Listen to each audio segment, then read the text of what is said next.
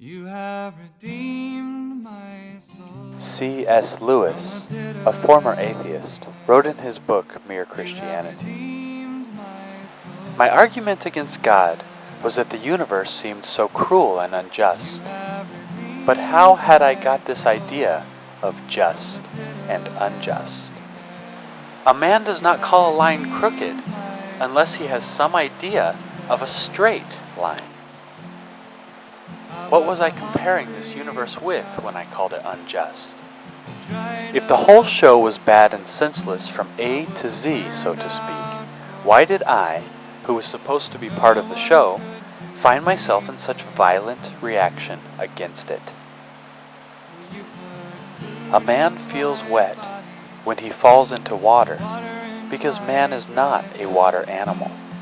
A fish would not feel wet. Of course, I could have given up my idea of justice by saying that it was nothing but a private idea of my own. But if I did that, then my argument against God collapsed too, for the argument depended on saying that the world was really unjust, not simply that it did not happen to please my private fancies.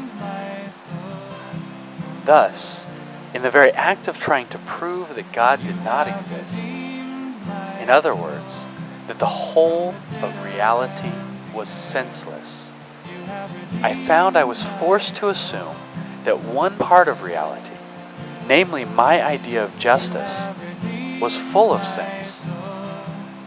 Consequently, atheism turns out to be too simple.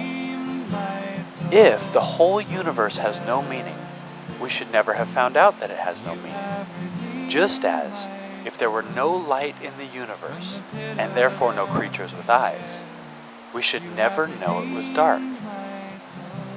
Dark would be without meaning.